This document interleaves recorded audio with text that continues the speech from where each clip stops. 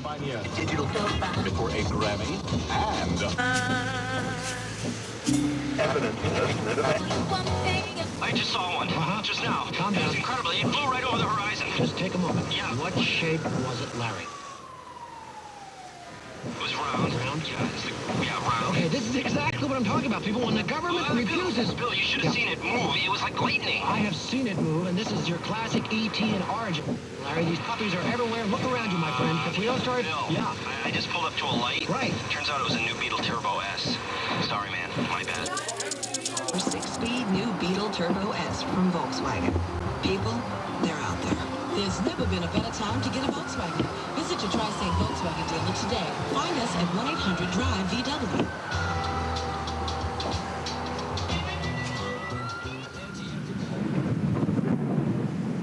When we were 4 months shooting that summer. We lived in this little community in La Junta, Colorado. And my kids became part of the neighborhood, you know? And it was one of the best times of my life. I look back on it and long for, I feel like I grew up there, you know? It was my town.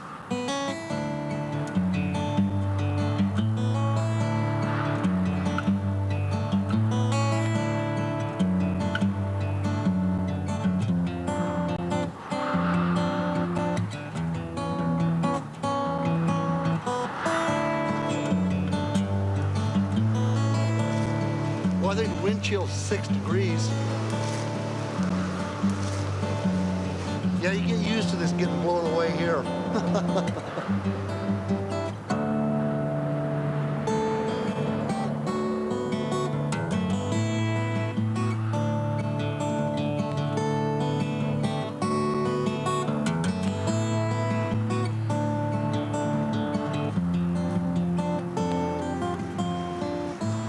Colorado windstorm.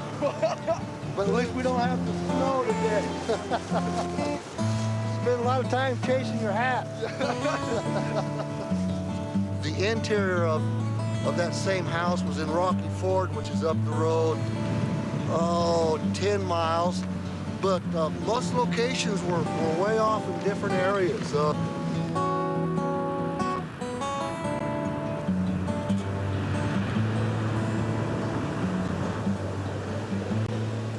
Martin Sheen, what a great guy he is. In fact, my mom babysat for Emilio and Charlie while they were here for the summer, you know, on location. And they used to come over to our house. My mom would fix them supper and stuff like that. So he asked if she'd babysit him for the summer. So that was quite an experience for her.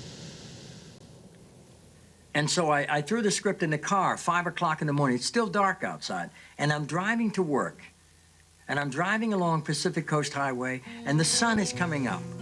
And I'm listening to Bob Dylan, and it hit me that I was going to play Kid in Badlands. And it was the most extraordinary thing that had ever happened in my career. And I began to weep with joy. And I had to pull off the highway and stop and sat in the car. I'm choked up now thinking about it. And I wept with joy that I felt finally I was going to be realized as an actor. And I owed it to this man, Terrence Malick. Martin was the trash man and met Sissy. So it was the house where Sissy and her father were living, where they first met. And all those scenes were taken in Los Animas. Oh, I got some stuff to say. Guess I'm kind of lucky that way. Most people don't have anything on their minds, do they? Oh, incidentally, my last name is Carruthers. Sounds a little too much like Druthers, huh? It's okay. Yeah, well, nobody asked me what I thought. They just hung it on me. Terry had a way of making me feel like, you know, I walked in the door and I was Holly. And so instead of me asking him what Holly was like, he was asking me questions and saying, well, what do you think about this? How do you think Holly would do this? And so in that way, right away, he gave me ownership of the character. I've watched it on tape several times since then. It's a pretty good, well-done movie, and it's quite the story. I mean, it was actually a story of a Starkweather from Omaha and his girlfriend who killed their parents. Or they killed her parents. And Martin came in, and he was Kit. I wonder if he still has that video. I don't know if it's video or film that he put us on. Probably on tape, don't you think? It was just astonishing, though. He came in, and I'd been playing the scenes with all these different actors, and they just were terrific, and it was wonderful. But when Martin came in, it just was alive. It just,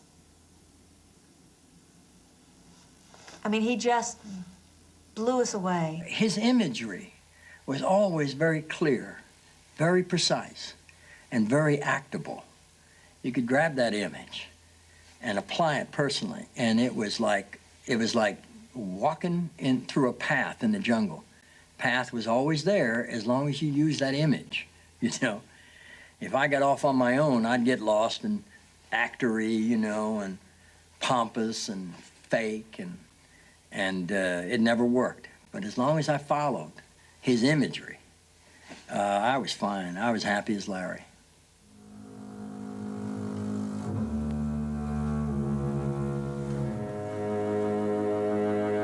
I had never seen people in a movie doing such horrible things where they were neither judged nor romanticized, but just presented.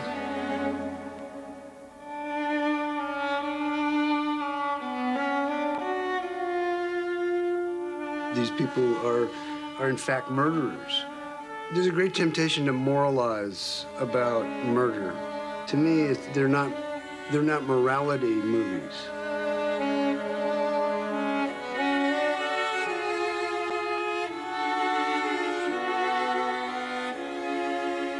Very often in the film, he would clarify, no matter what we had done in a previous scene or a sequence, he would clarify it with something very, very precise. For example, when we left the hideout, you know, when I shot some of the people who were trying to catch me, and we're driving off across the prairie, she's reading from a fan magazine, a Hollywood fan magazine, as if nothing has happened, as if we're just two teenagers out for a date, you know, and she's reading me a quiz from the magazine. True or false? Eddie Fisher did this and that. And I'd answer, I'd say that's false. True, Eddie, and now she'd answer. And that scene in particular was very, very clear and precise about what they were thinking. They lived in fantasy land. They lived in la-la land. But they thought that they were quite normal. They thought they were just like any other teenager, you know. They were on this mission, you know. They were just out on a date, you know. Everything's fine, you know. They were not dealing with any reality at all. And I think it was a journey into the mind of this madness that allowed him to do it.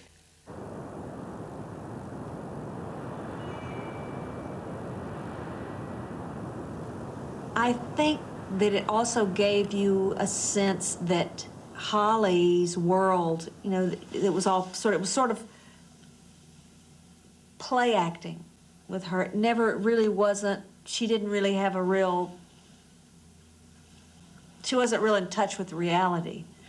I mean, even everything. There was a time when she was, I remember walking out of the rich man's house, she just had a little sense of drama. You know, she had the shawl over her head, and she was just kind of there was a real matter-of-factness, but a real sense of fantasy and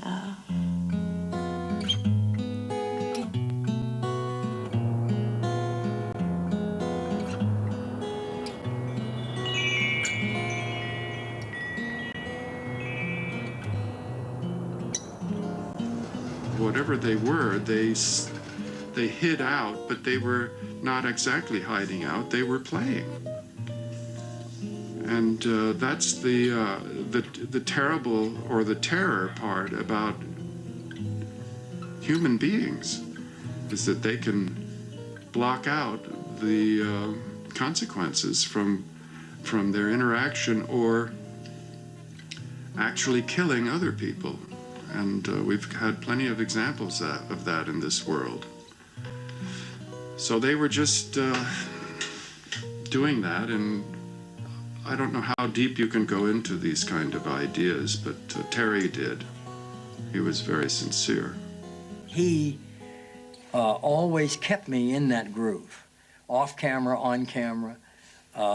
He was always playing jokes with me. And he would talk in that rhythm of the character. And he would say a lot of things, like Kit would say. And he said them the way Kit would say them. And so it made it a lot of fun for me to play this image. I always knew I was right, as long as I got in that groove, you know, where I got real serious, you know, and looked at you and, how you doing? You know, it was so sincere, you know. This guy was a stone cold-blooded killer. And the gun, one day he gave me an image of the gun. He said, well, you know, Martin, he said, that gun is like a magic wand. You can't deal with someone, it solves all your problems. Pop, he's removed, problem solved. Think of that gun as a magic wand. Boy, that was a big image.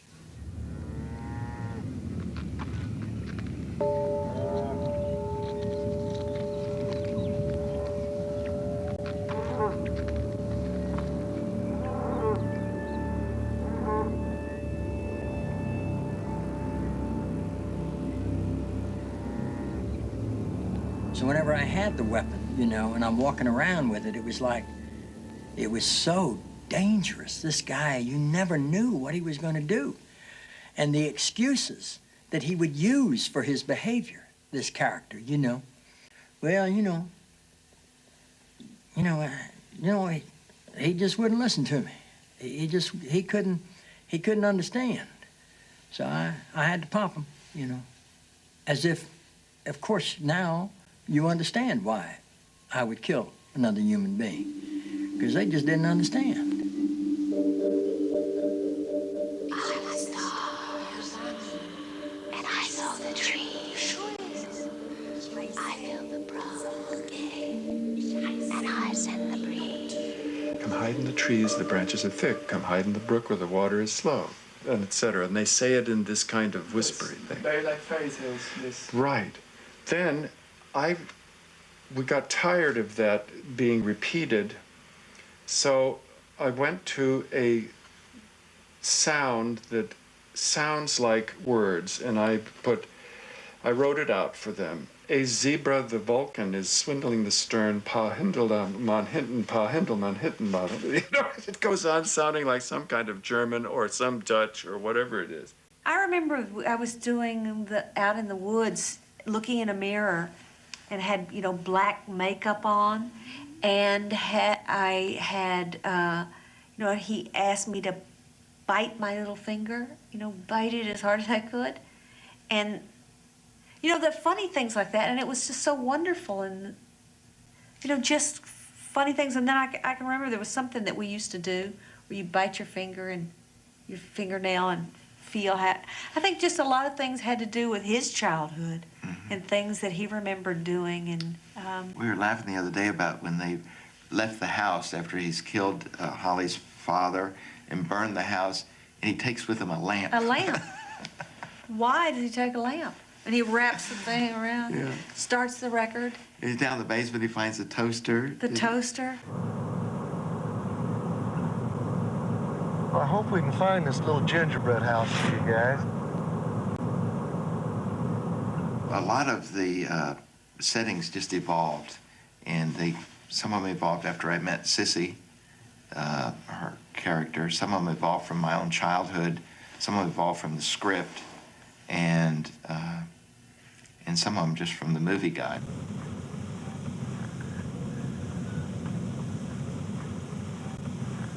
If I see it, I'll recognize it. I know it's on this side of the street. You guys probably recognize it before I do if you've seen the film recently. You know, I haven't seen Badlands in a bunch of years.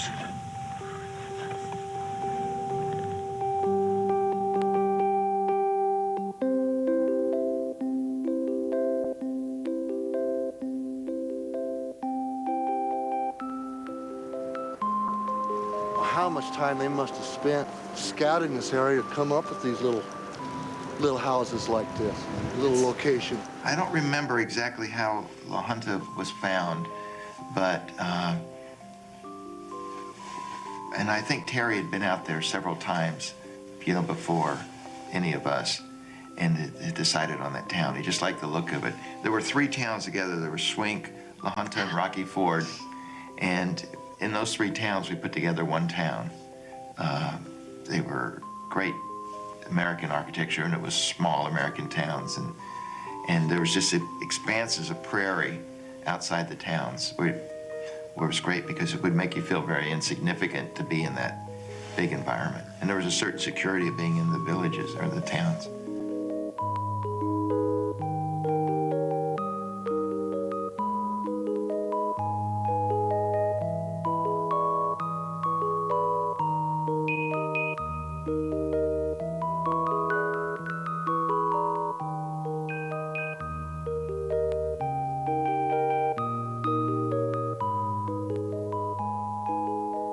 He's concerned with the way that we are innocent. He's concerned with the way that we're damaged, the way that we're cruel, the way that we love. He's concerned about all of the things that represent our lives, and he's, you know, I do think that he's, you know, a real poet among academics, because he's both. He's a very complicated guy. I mean, we used to laugh a lot because he's such a gentle person. We would laugh a lot, wondering, you know, where's the guy that made Badlands? Where in his face? And once in a while, you'd see a kind of flash of these, you know, Terry'd be talking, he'd be talking, and there'd just be these moments of these eyes go, boom, you know. Oh, there it is. There's the guy that made Badlands. He always used to make fun of there's a scene in Bonnie and Clyde where they pull into a little gas station, and we meet Michael Pollard, you know, and the car doesn't work, and he goes, and they say, what was wrong with the car? Because now it starts. He says, dirt. So that was a line we used to say that all the time. Dirt. That's the way Terry would, I think of a film, which is you go in and you make it. You just make it.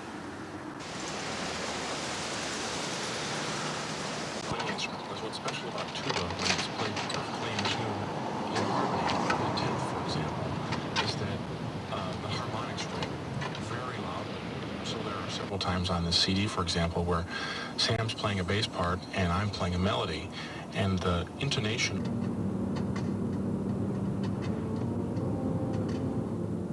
He had that same thing because it was Terry's first film.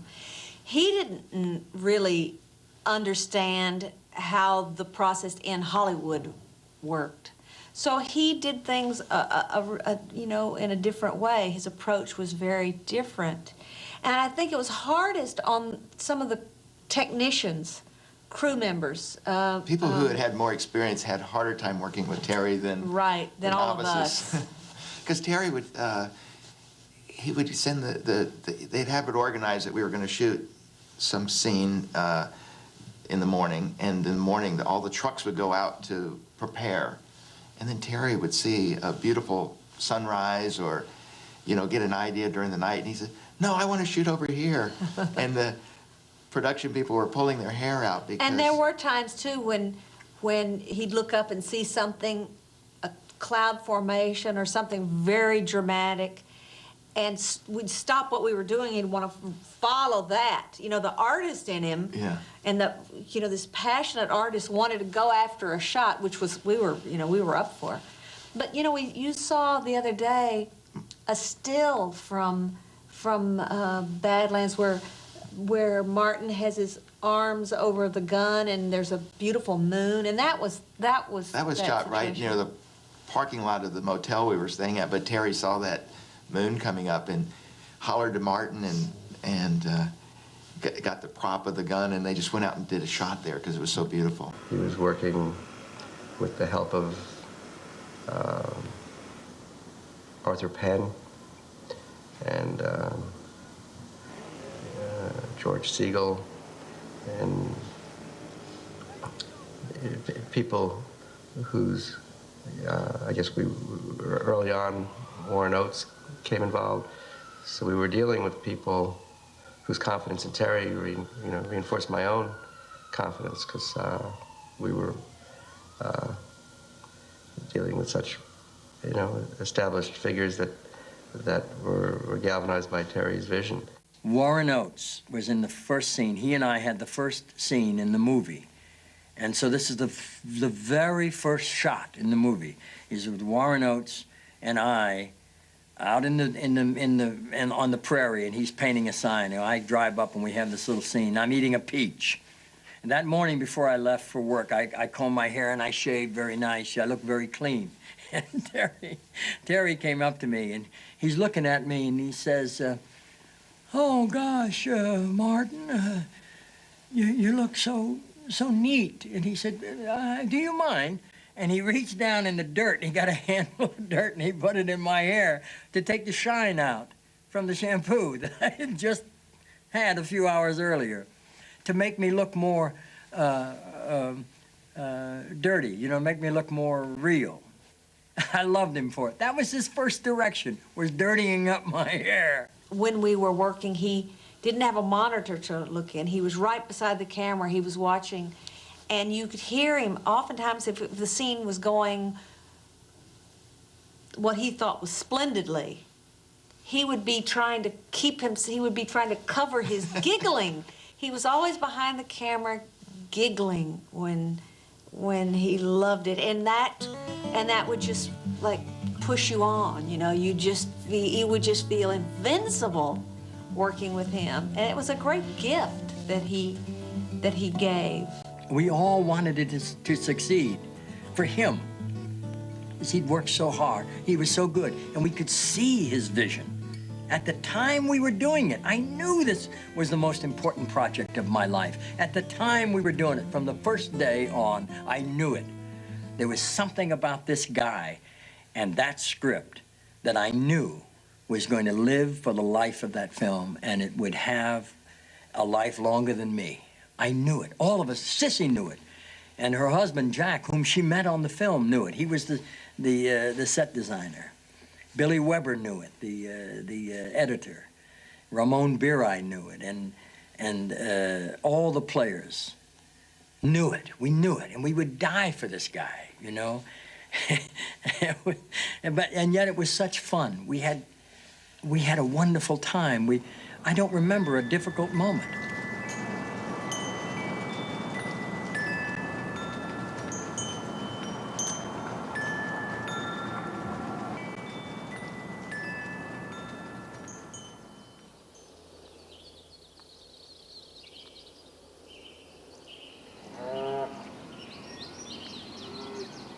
One of my favorite moments in Badlands is right at the end of the movie, when the plane is taking off with Kit and Holly in the plane. And instead of cutting into the plane first, we cut to a man carrying a mail sack along the runway, who has no idea that a plane has just taken off with these two fugitives who were killers. And he's got so many other things on his mind that have nothing to do with that. And it was a great moment for me in the picture, the cut to that guy with the mail sack, because it just showed all this other lives going on and other things going on in the world that have nothing to do with that, and that that to me represented so much of what the movie was about.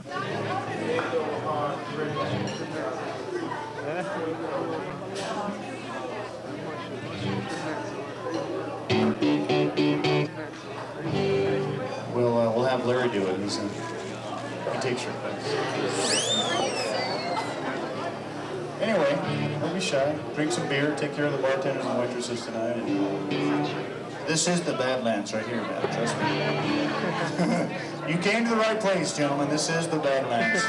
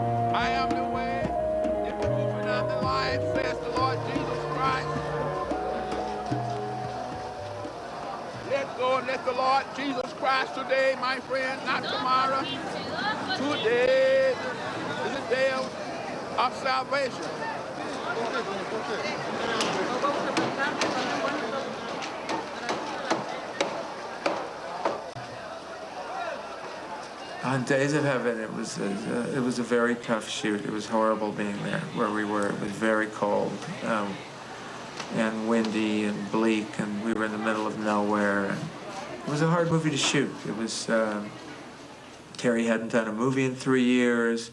Linda Mance had never acted. Sam Shepard had basically only acted in one film before then, and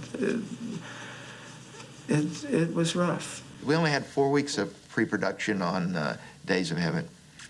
It's an amazing job. I mean, when I think about it now, that we were able to complete it. But we had a problem finding wheat. We needed tall wheat, and getting the financing and everything straightened out. Originally Terry had written the story for Texas, but the wheat was too small. It's all hybrid, and we moved further north and further north.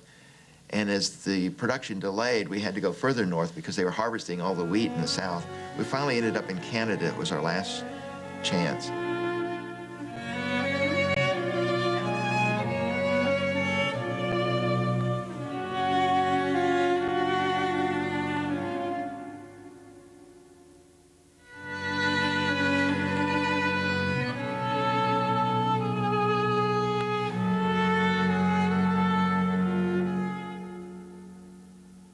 Terry was very shy, which enamored me to him immediately. I mean, he was so shy. He was so almost embarrassed about asking me about the possibility of acting, And I hadn't really considered it. I mean, I was totally devoted to writing at that point, And then he started talking about the script. He didn't even show me the script, That time I was running a little ranch up in Northern California, and he came and visited me, and 2 or 3 times. And then one day I got a phone call. He says, do you want to do this movie? I said, why not? So I rented a Ford Mustang and drove to Alberta, Canada. That was it.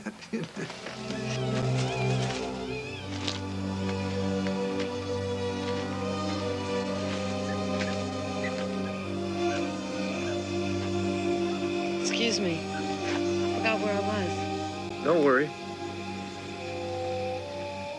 Where are you from? Chicago. Where we shot up there in Alberta is also very similar in a way, culturally, to the Southwest. They said that the old abandoned houses, people used to pioneer close by the old abandoned houses and put lights in those houses so that they would feel less alone. So they would be under the impression that there was a neighbor, but there was nobody there. It's fantastic. Just the imagination that they had company. That's how lonesome it was. Terry showed me a photo of a house that he liked, and it was from the turn of the century American house with people out in the yard and on the porches. So I knew he wanted porches. He liked the idea of a belvedere because the wheat was like an ocean. So, and belvederes were these houses where widows would look for their husbands, you know, that had been lost at sea. And they had widow walks on them.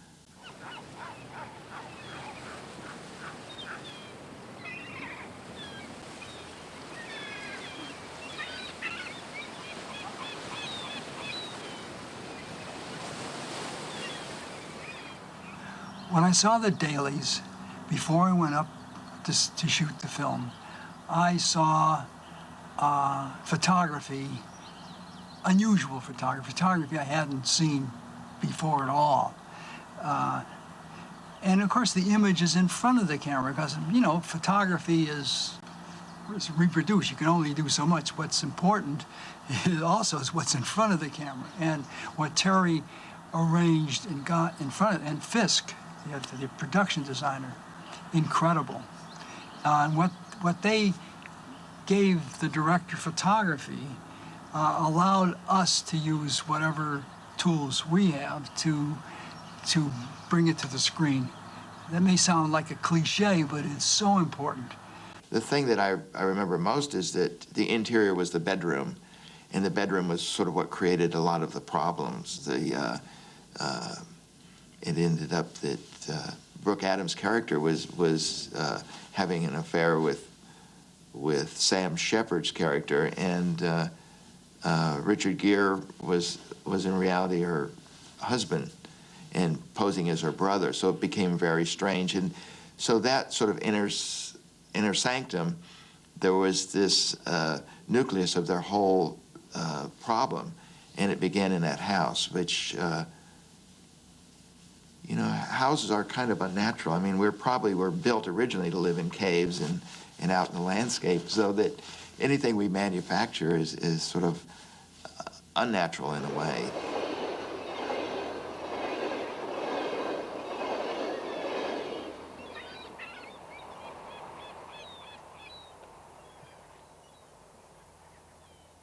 If there was a loss of innocence scene, I think, for Brooke's character, it's a scene when she's with Richard in the bunkhouse late in the day and discussing whether or not she should do this. And Richard is trying to talk her into it, saying that this guy is going to die soon. He's got one foot on a roller skate and the other one on a banana or something like that.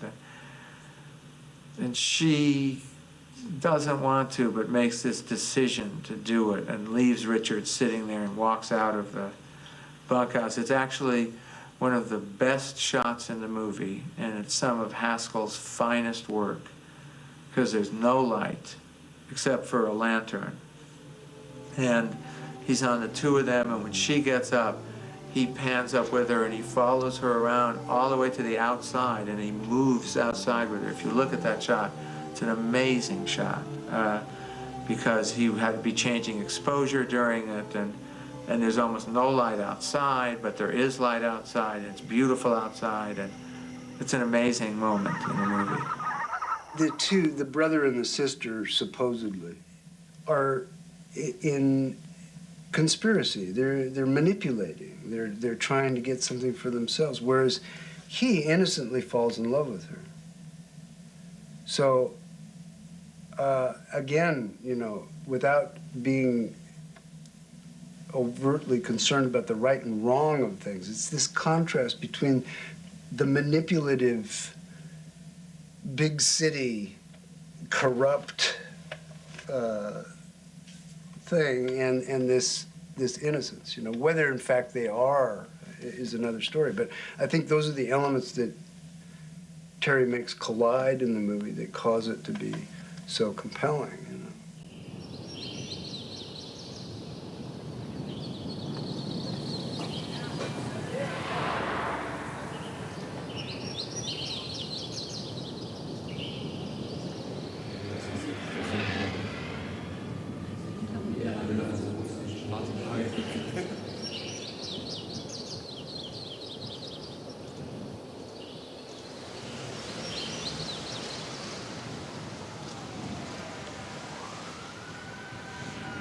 So often we tend to think of cinema verite, that this is the truth. The truth is actually on the tape or on the film, and to be manipulated by people who have their own ideas of truth. I am the way, the truth, and I'm the life. No man cometh to the Father but by me. The Lord is my shepherd.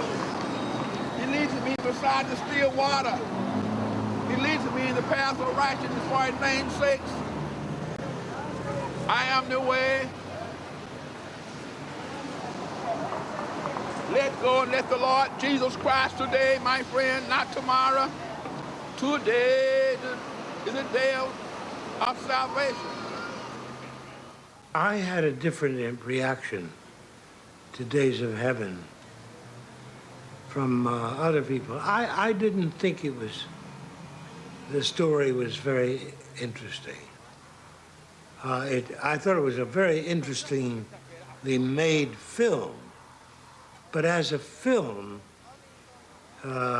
Sam Shepard, that part of the relationship didn't touch me. I thought it was. I also thought that it was a little bit too sophisticated. I thought Terry became maybe too concerned with the camera. Different from Badlands, you know? In Badlands, he was working really with a certain kind of primitivism, you know? Terry was understanding this, and as we got into the making of Badlands, his view of the image was that it should be completely logical. There should be no artificiality or pretense about it. The lighting and the camera moves had to be completely justified. They had to be not stuffy or weighty or old-fashioned, but they had to make sense. I lift my glass to Terry Malick. Terry from Texas, where barbecue is a big deal. Texas barbecue is terrific, especially around Austin. What I was looking for and what Terry wanted also was a certain desaturated look. We tried to stay away from primary colors. We tried to stay away from what we used to call jelly bean colors, you know. And we wanted the image to be not washed out, but light.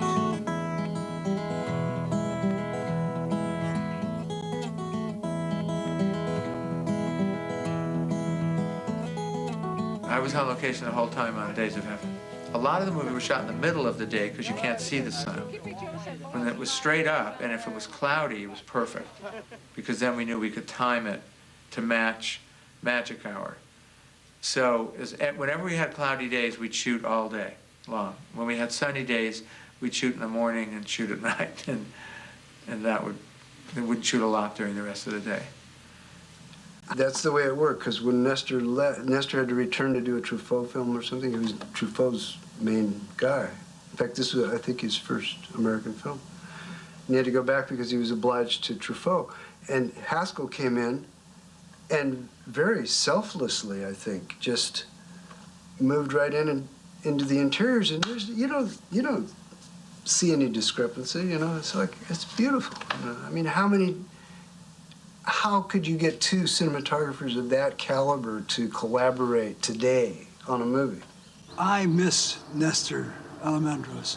I had met him a few times before Days of Heaven and sometimes afterwards. And he was a very sensitive, beautiful person. And my assignment actually on Days of Heaven was to keep rolling what he got started.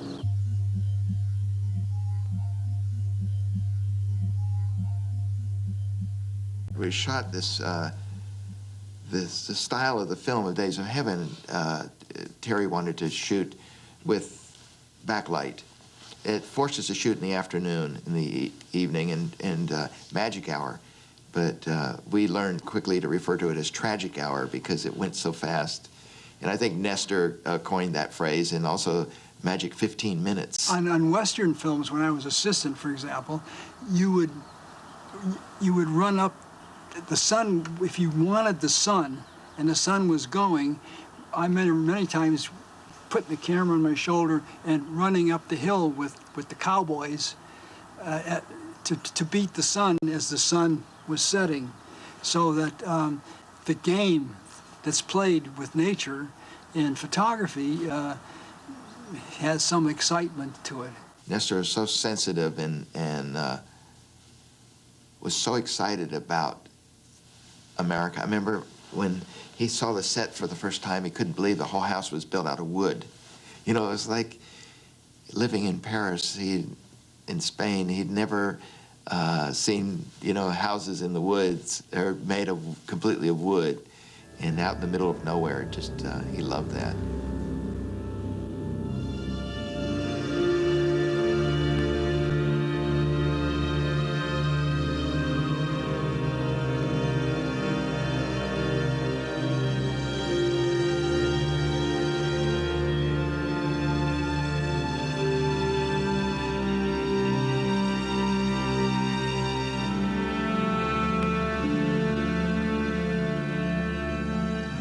Through Terry, I felt this sort of haunted sense of where he came from, you know.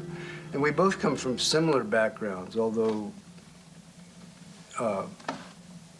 you know, he grew up in Texas and I grew up in Southern California, in the desert country of Southern California, so, but remote, this rural kind of thing, you know. And I felt Terry's hauntedness by the place, you know. Terry's haunted by place, I think. And I felt the same thing, you know, there's a haunted, like a ghost, you know, and to try to capture the ghost was what I wanted to do. You know, there was a ghost. This character was like a ghost. I met this guy named Ding Dong. He told me the whole earth is going up in flames. Well, I'll tell you a quick story. She was staying with my assistant's family. That's where she was staying for a few nights. And my assistant's wife would read to her own children from the Bible every night. And one night she read to them from the book of Revelations about the coming of the apocalypse. The next night, Linda was going to do her last night of recording voiceover at Terry's house. And she came to his house and told him she had to listen to this story that Colleen, my assistant's wife, had told her the night before. And Terry said he wasn't interested in it. He wanted her to just do the voiceover that he had written. And she kept pushing and pushing until finally he said, okay, what? What was it that she told you last night? And Linda told him the story of the coming of the apocalypse, which he recorded, and that's what's in the movie. Flames will come out of here and there, and they'll just rise up. The mountains are gonna go up in big flames. The water's gonna rise in flames. There's gonna be creatures running every which way. Some of them burnt, half their wings burning. People are gonna be screaming and hollering for help.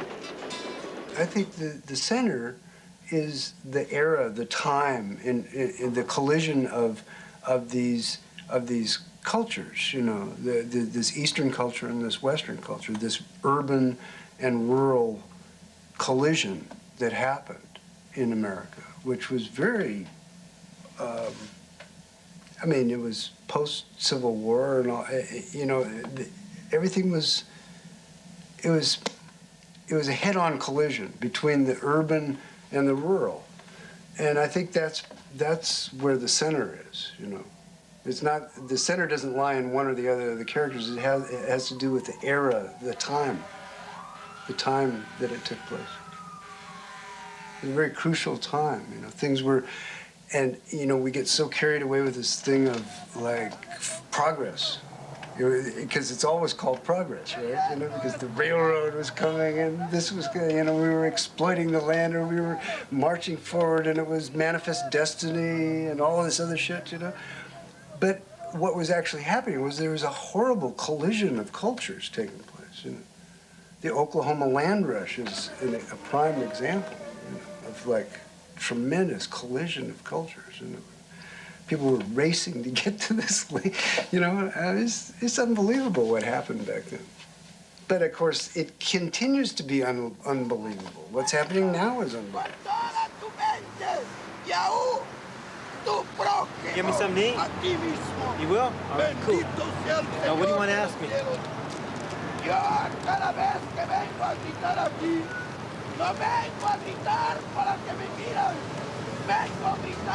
I'm just hungry, man. I just want to eat.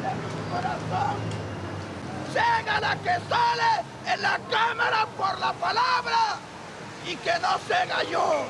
Es pecado adorar imágenes. Bendito sea el Señor. Alabado sea Dios. Con toda tu alma, con toda tu fuerza. Y una esperanza tiene uno de que un día el Señor de la gloria va a obrar en el corazón del borracho.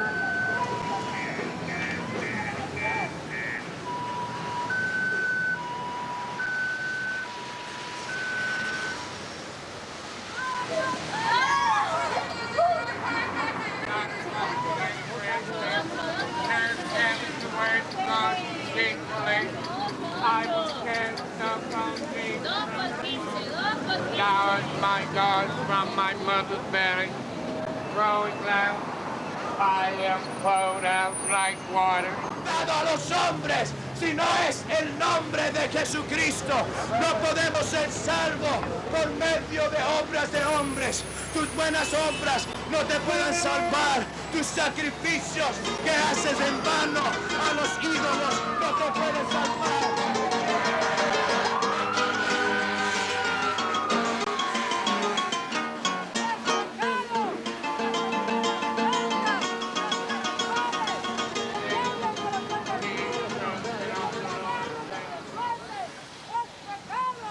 They trusted in thee and will not confound me, for there is none to him.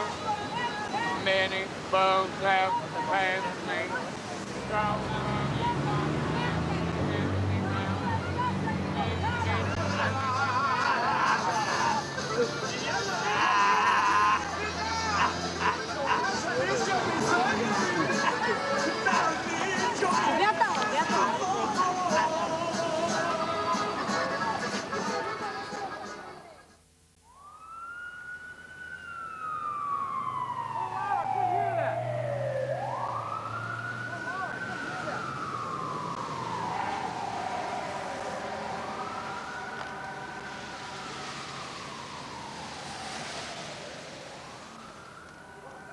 I think the interior of the house was, we filled it with some artwork, and that seemed wonderful in conjunction with the force of nature outside, is that there was this human identity and then there was God's identity out there, and God is much more powerful than man.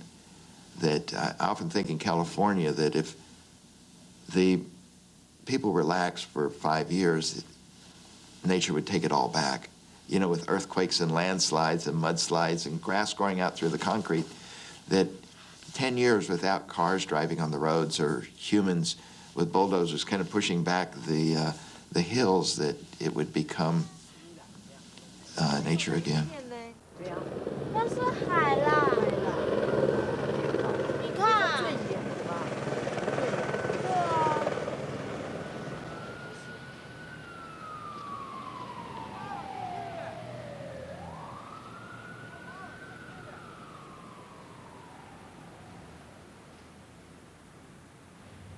In the house being vertical, just it popped out of the landscape. It became kind of a character on its own. We also put some gates up. Now, I've moved these gates around many times. We built them and we kept putting them up, and they'd blow down. We'd put them up somewhere else.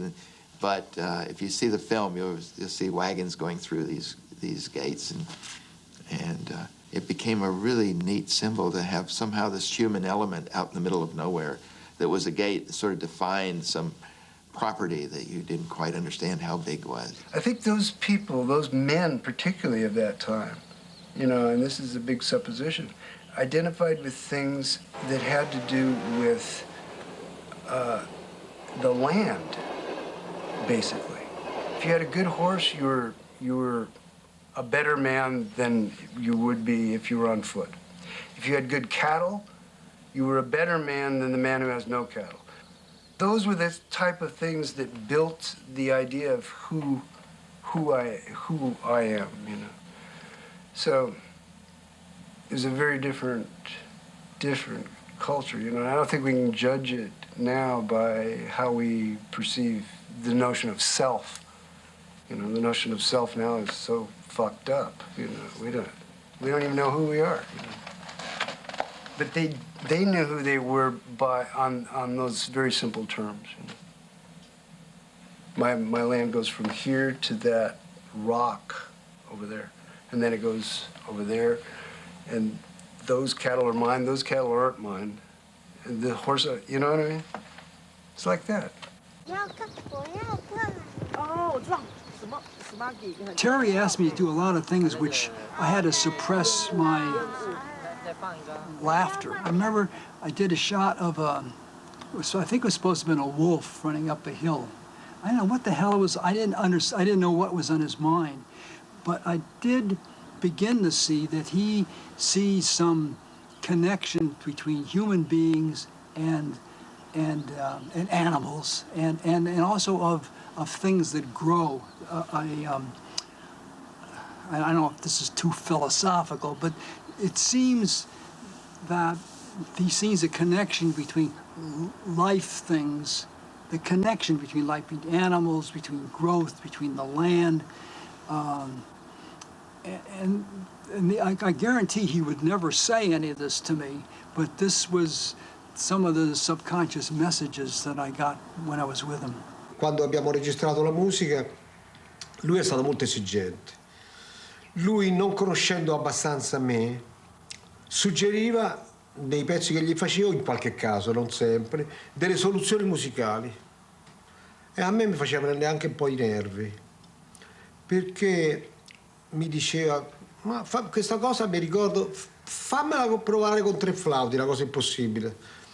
Allora io, per farlo contento, gliela facevo con 3 flauti e lui poi ritornava a alla soluzione che avevo fatto io, perché era impossibile fare. Questa allora l'avrei scritta.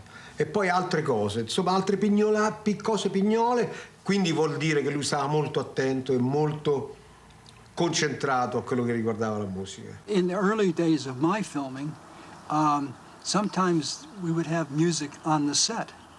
Sometimes when the actors weren't talking, Hal Ashby would do that sometimes, even in later times. I think that Marconi's music, did I pronounce his name right? Yes, Morricone. Huh? Morricone, okay. Yes. I think that Morricone's music for Days of Heaven was the best photography I ever did. Il tema poteva essere modale, era modale e medievale, simile a quello che scrivevano anche i trovieri, i trovatori, che però con una strumentazione che io gli davo perdeva il senso di quell'epoca e ne acquistava uno indefinito.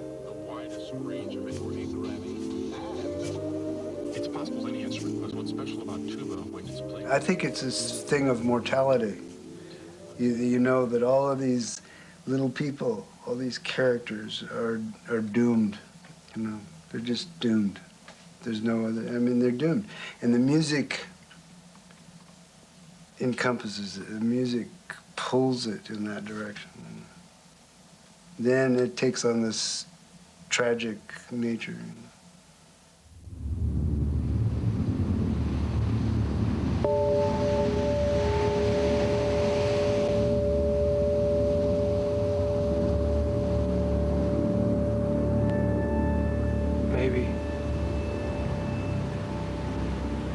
Beginning of the film, you have a character who says, I remember my mother when she was dying, she was all shrunk up and gray. I was embarrassed to touch the death that I'd seen in her. Many times in our lives, we're all afraid of death. Most of us don't want to talk about it or be near it. But we're all going to end up there someday. And what happened to him was that in living with the people, he saw beauty, something, peace, and love. He had received grace in his heart, and that grace equates with God. The grace that filled him and made him. He saw something greater in heaven than he did on this earth. That there's another life out there, that you can start living heaven now, even in hell and war, that heaven can exist now. And that was a gift that was given to him. And that grace keeps growing in him because he keeps finding ways to save men. He's always trying to replace. He wished he'd saved his mother.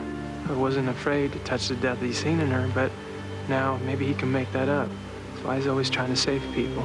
He's trying to find ways to love them when others don't. Loving people. It's easy to love people when they love you, but what if they hate you? Love your enemies. There was something very special about how we all related to each other, how they related to me. The gift that they gave me, the actors, the men, was that they allowed me to be captain. They didn't say, prove to us you're captain, big guy. And to me, that was special for me. And to me, when I said you were all my sons, I'm glad that I had good dialogue to say, but these guys I will forever remember, all the actors. Very much the same way. When I think of Jim Caviezel, Ben Chaplin, Sean Penn, Woody Harrelson, David Harrod, Larry Romano, all these guys, Adrian Brody, forever, you know. It was a beautiful place where we were, and I had my kids down there, and also I had, I think, a very different experience than the rest because there was a group of, I was the old man there.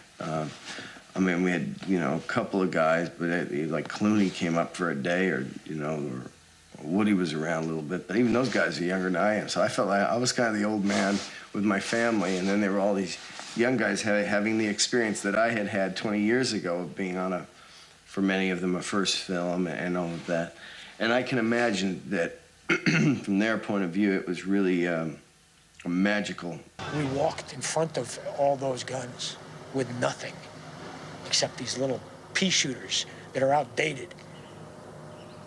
I don't know why they kept those rifles from before it's like the First World War, the same rifles. One shot at a time, poof. And like everybody had to be a marksman, or most guys. And except for the machine gun, when you could finally set it up, and a guy helping him who got killed. I don't know what that must have been like, but every individual goes through a process of being a part of a bigger machine. They're just a small part of.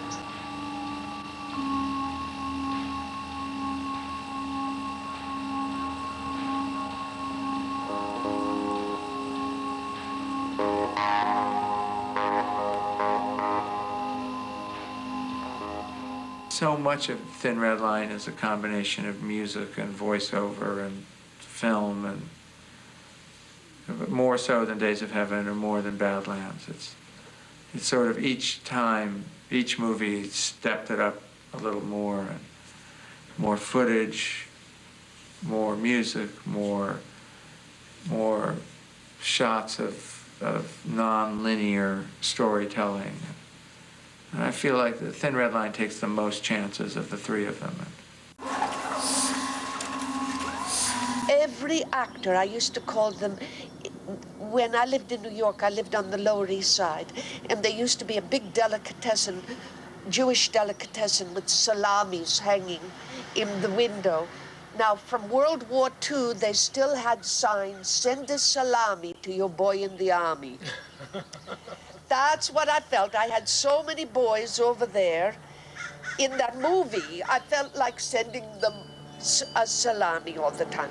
We spent a week before I got shipped out to just on a very superficial level of what it's like to, you know, to think in terms of being a leader of men, think in terms of being in the form of a captain, that you know how to handle the weapons, and just going through the dialogue just on a very surface level of, okay, this is what needs to happen, this is what needs to happen, just on a, so she was valuable that way to open up doors, because to me I was working on fear, and for her it was, I needed her to somehow take all that fear and kind of, okay, the captain's feeling all this fear. Okay, just as long as you stay in this form and just, instead of just, it's not gonna go anywhere. Just, so for her it was just about kind of centering and seeing, okay, what's the task at hand? You know, what do I need to do? And just concentrate on what I need to do. I didn't have much time with Penny before the film, but she'd give me some exercises which were very, very helpful. I remember she told me to write lots of letters, and one of the exercises she gave me was to hide somewhere, like in a closet, like in a cupboard, in the dark, and write letters to anyone I wanted, people alive or dead. Yeah, write a letter to something I wanted to say to somebody I knew who had died, or write a letter to my nephew who isn't even old enough to understand it. And it was a very, very helpful exercise. That was one of the most important things I did.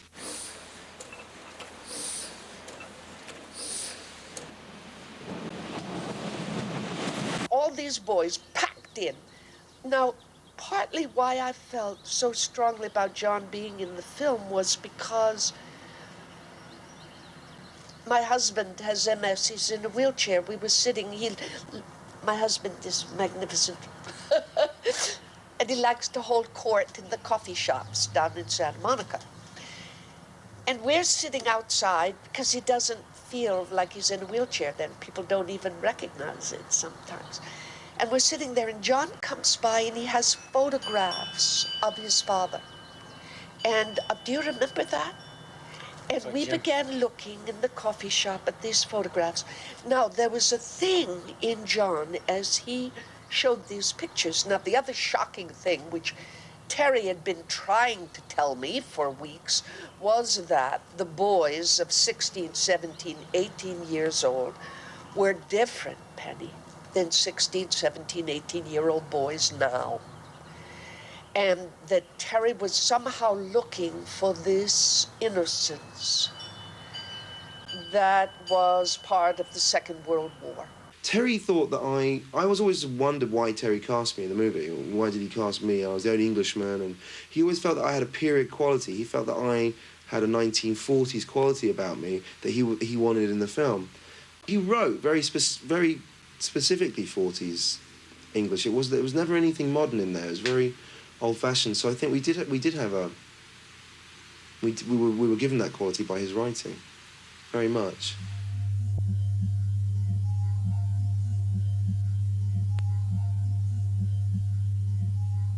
I think that he was looking at the time period, and that there was less irony and pathos in the characters, and much more just there was a kind of innocence of that time, of that breed of soldier that he wanted to get on screen, where, which was a very different time than, when you came into the later stories of the Vietnam War and things like that, and there were a lot of questions about the government support and the righteousness of the mission and so on.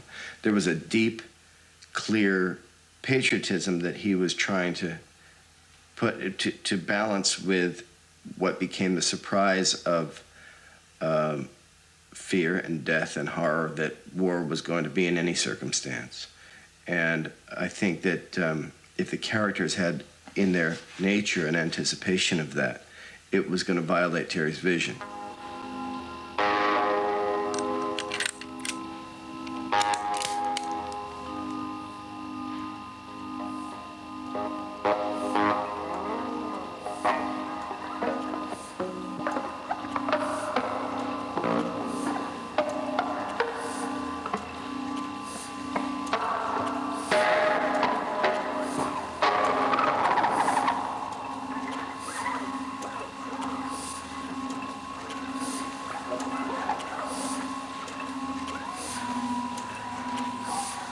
during the First World War, that there was something like 35% of the soldiers did not want to shoot to kill. You shoot up in the air. And the officers had to go and, you know, with the threat of court-martial, you know, to shoot. Usually there would be like, you know, maybe 5 guys who were shooting, you know, and the rest of the guys are just, don't want to kill anybody. I don't want to kill anybody. But then during the Second World War, it went up to 50%, 52%, or whatever, 55. Korean War a little bit higher. Vietnam was up to 90%. Terry understood something about human terror and fear, and it's a funny word, ignominy, you know? It's a hard word in English, where you are ashamed and you strip away your own identity. War makes you ashamed of yourself. And he got that quality into the film. There were moments in that film where I felt absolutely filled with the Holy Spirit, tremendously. I remember Terry said to look over here, the people, the men that are dying. I kept looking around and I began to weep. And it was right before the veranda scene. And it was a miracle after a miracle.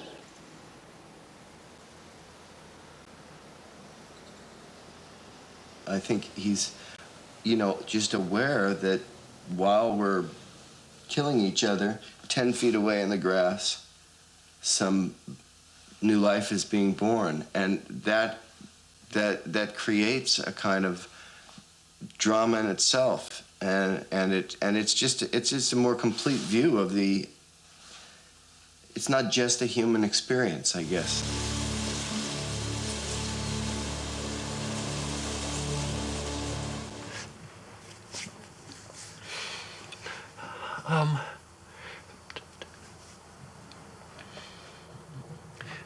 To me, I don't have as much familiarity with the work as Billy Webb. You know, to me, when I saw the movie, to me, the moment that it becomes magical was when, in the beginning of the film, the start of the battle, this one captain sends 2 guys out. The 2 first guys, and they're both looking at each other going, what? I don't want to be the guy. You go be the guy. What, is he crazy? But then they go out. They go out, boom, boom, they're gone. Suddenly, quiet. You can see the golden wheat, the wheat fields, blowing in the wind, gold, green, quiet. Then you see the captain, what? Everything's quiet. To me, that was the moment for me. That it's like the little that I knew of Terry Malick, suddenly when I saw that moment, to me, I was like, oh, it's magic. They're trying to take a hill, or they're trying to take a position, and sort of the absurdity of that, because the nature's going to be there whoever wins anyway. And I think the dichotomy between, you know, natural things and violence, the contradiction, is very strong in the film, and the need to want, you know, tenderness and love and everything, and then there's all this violence.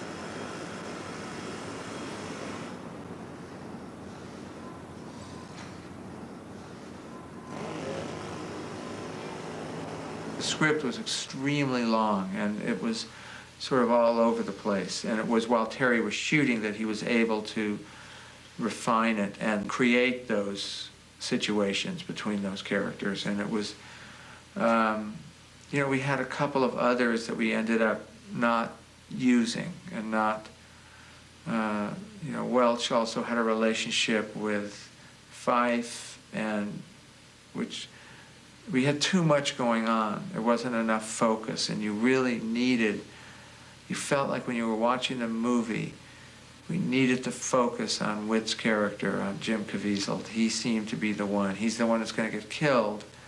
So we had to really focus on him. The day before that, Terry said to me, what do you think of Sean Penn? I said, he's like a rock. I said that. I said, one day you can go up and talk to him. Next day, it's like he didn't know who you are. That's Sean Penn. And so when we were shooting that scene, he says, Terry says, tell him that. Tell him what you told me.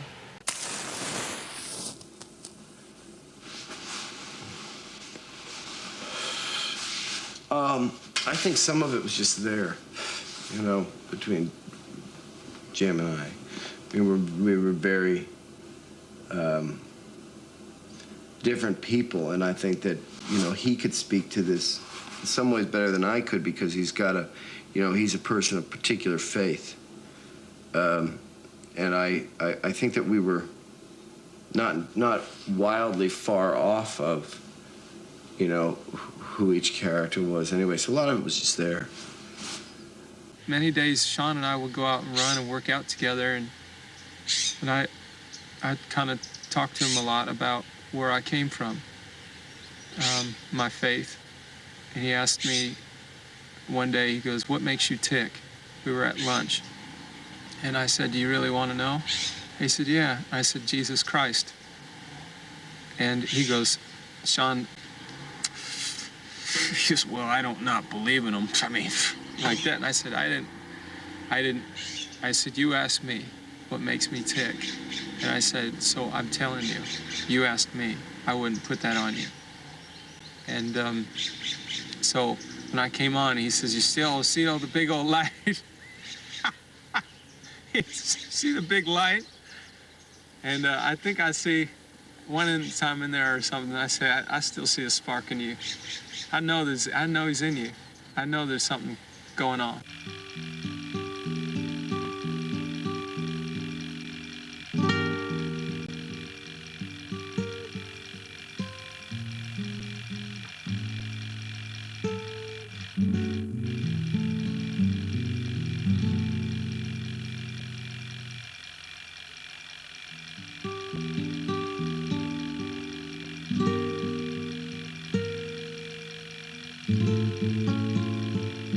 Part of what I had to break through with Jim was to get him less judgmental in order for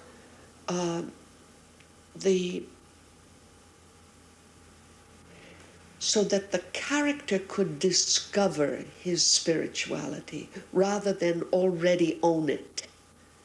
Now, in an odd way, you see it in the film. I don't know if Jim knows that's what I was doing. You follow what I mean? But it was, first I had to say there are parts of people's faith you don't know anything about, and I had to get that to him on a visceral level, not up in the head.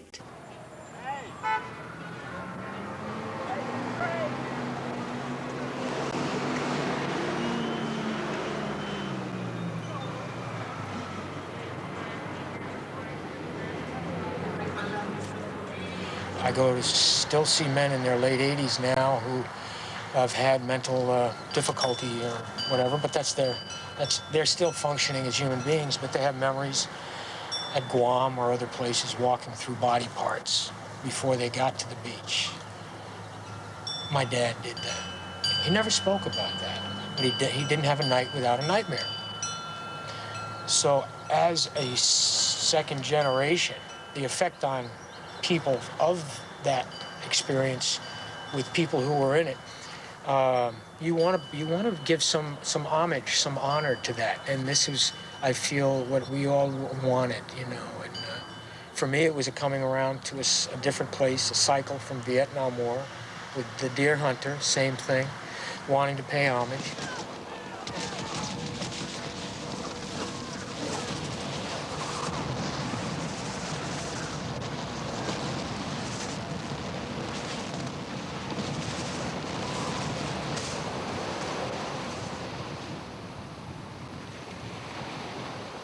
The elements in a painting are all chosen so that the person who paints thinks this is important to put in, or they're able to convey with how they paint how they felt at the time. And a lot of times photographs are so objective that they're great for studying detail. You know, the markings on the canisters so you can recreate them.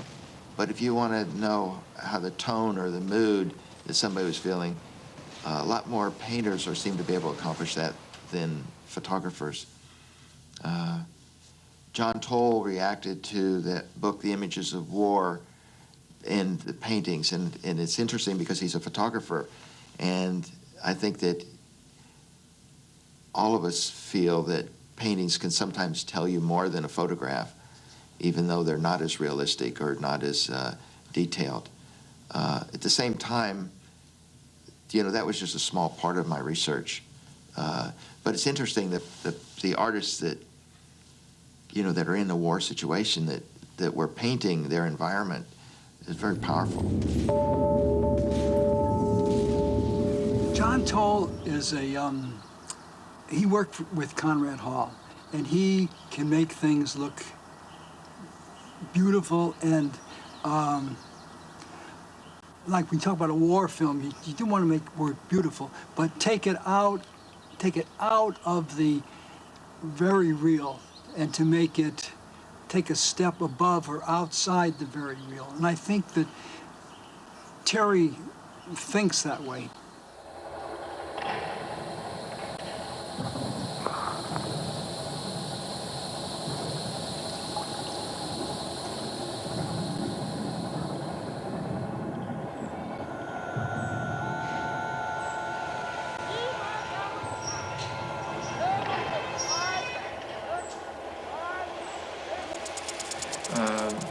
A farmer asleep under the moonlight, and a lion is sniffing at him while he's sleeping. And he has no idea that this is happening to him, and it's such an amazing moment. He'll never know that that happened.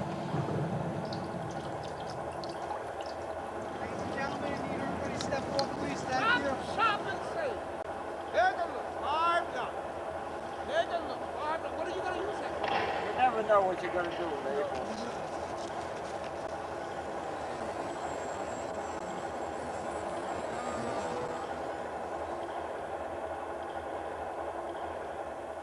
Nature, it was the film, and I guess the hardest thing that Terry said originally when I talked to him about it was the grass. We need a lot of grass, and once you bring in a company of 125 men and they trample it down, how are you going to reshoot it? You know, how can you get the grass?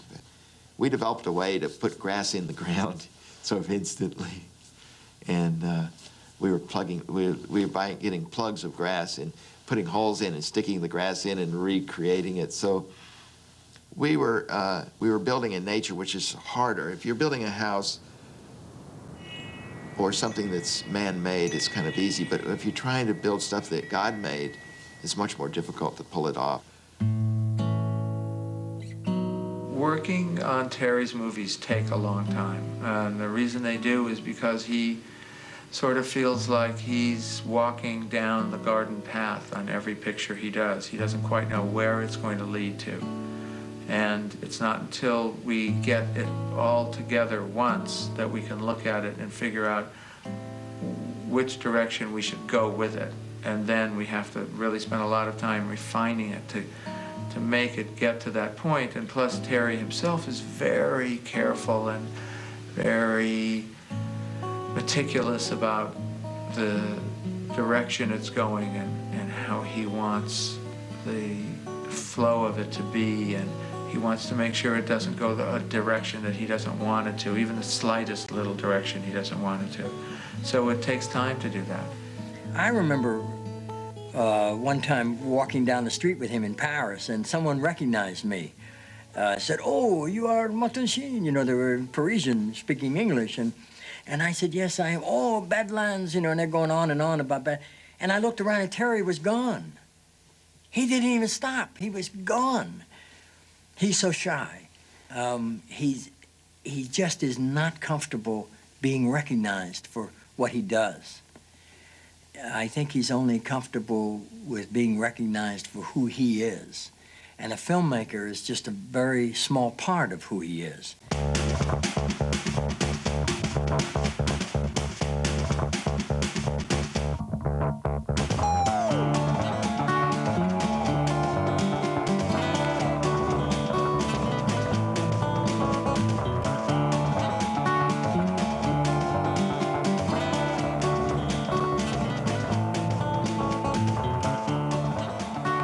5 cameras going. And I was in one camera. And Terry was working all the cameras. He was going from one camera here, then he'd run, do one camera there, do the camera here, do the camera. He was like Toscanini to me. He gave me images quickly, very specific, very simple, very clear. Go stand over there and here's about 10 pages of words. Pick a couple that you feel are appropriate, that we've talked about, or you've looked at them, and all right, action.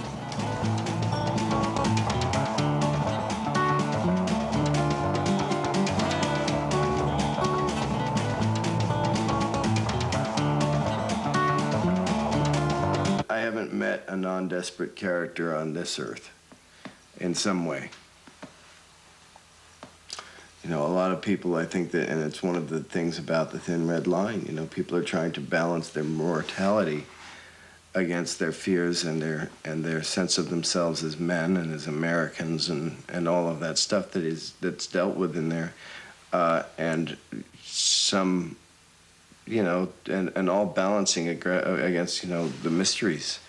You know, is there somebody up there? Is there not? And so, short of the knowledge of that, I mean, is some desperation. They all share this. There's almost this the question about original sin in all of them, isn't there? Do we have this thing inbuilt, this ability, this desire to kill, to destroy what's around us, and how can we maintain an innocence? They're all about a loss of innocence to a certain degree, and that loss of innocence is inevitable. It's inevitable. And I don't think any character is pure, you know. I mean, just by virtue of, you can't be pure, you know. There's always going to be some tainted something.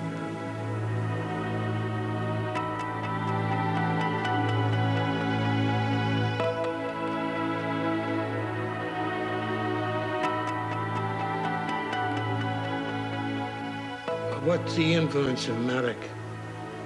It's the same thing that influences dozens of people. People like Cassavetes, people like Altman. A lot of us went off and made movies because we wanted to make a movie. And Terry has done it. I mean, I have great affection for Terry and great respect for him. But I don't know that we have seen his best work yet. I hope he'll be making some more films. Terry has ideas that he's been working on, I guess, since he started writing. And he's got several films that are real important to him and that he's going to make.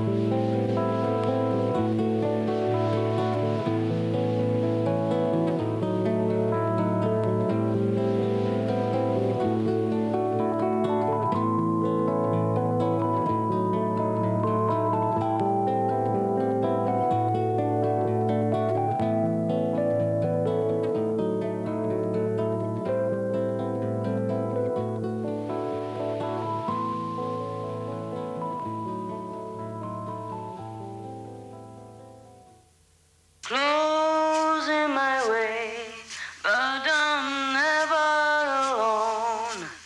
After your steps, I watch before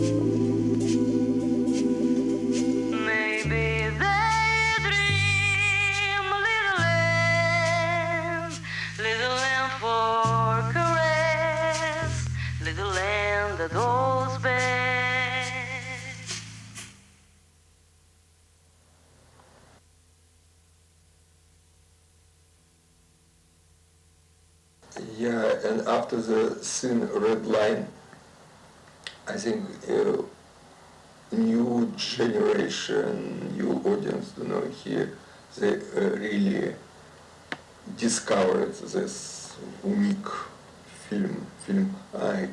For me, he's the example, I don't know, how to live, how to be serious, how to work, and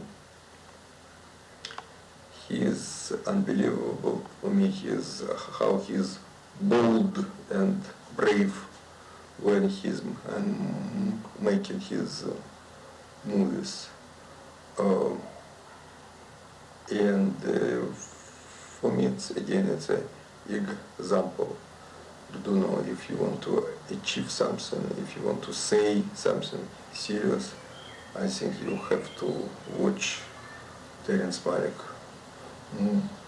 movies and try to follow him. Okay, that's it.